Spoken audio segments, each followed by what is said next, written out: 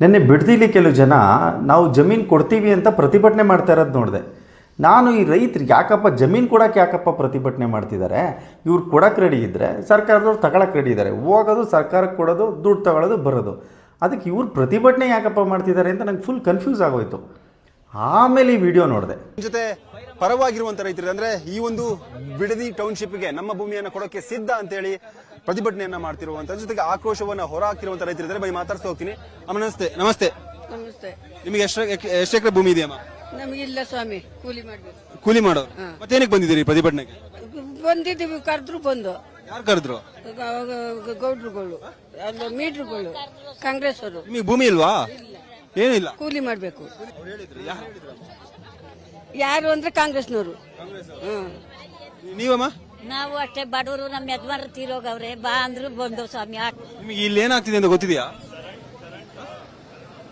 ನಮ್ಗೇನ್ ಗೊತ್ತಿಲ್ಲ, ಬರ್ರಿ ಅಂದ್ರು ಬಂದವ್ ಸ್ವಾಮಿ. ಯಾರು ಕರೆದಿದ್ ನಿಮ್ಮನ್ನ? ಕಾಂಗ್ರೆಸ್ ಅವರು. ನಮ್ಮ ಜಮೀನು ಇಲ್ಲ, ಏನಿಲ್ಲ.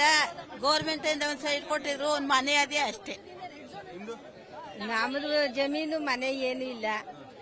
ಏನು ಭೂಮಿ ಇಲ್ವಾ? ಇಲ್ಲ ಅಣ್ಣ. ಎಲ್ಲಿಂದ ಬಂದಿದೆ? ಈ ಕ್ಲಿಪ್ಸ್ನ ನೋಡಿದ್ಮೇಲೆ ಗೊತ್ತಾಯಿತು ಅವರು ರೈತರೇ ಅಲ್ಲ ಅಂತ. ಈ ಬಿಡದಿ ಟೌನ್ಶಿಪ್ ವಿಷಯದಲ್ಲಿ ನಮ್ಮ ಸರ್ಕಾರಕ್ಕೆ ಯಾಕೆ ಇಷ್ಟು ಹಠ? ಅಷ್ಟೇ, ಈ ಥರ ಸಣ್ಣ ಸಣ್ಣ ಕೆಲಸಗಳನ್ನೆಲ್ಲ ಯಾಕೆ ಮಾಡಿಸ್ತಿದ್ದೀರಾ? ನೀವೆಷ್ಟು ಈ ಥರ ಕೆಲಸಗಳನ್ನ ಮಾಡಿಸ್ತಿರೋ ಅಷ್ಟು ನಮಗೆ ಈ ಟೌನ್ಶಿಪ್ಪಿಂದ ಬೇರೆ ಏನೋ ಇದೆ ಅನ್ನೋ ಅನುಮಾನಗಳು ಜಾಸ್ತಿ ಆಗ್ತಾ ಹೋಗುತ್ತೆ. ಇಂಥ ವಿಷಯಗಳಲ್ಲಿ ಎಲ್ಲ ರಾಜಕೀಯ ಪಕ್ಷಗಳು ಅವರವರ ರಾಜಕೀಯಗಳನ್ನ ಖಂಡಿತವಾಗ್ಲೂ ಮಾಡ್ತಾರೆ.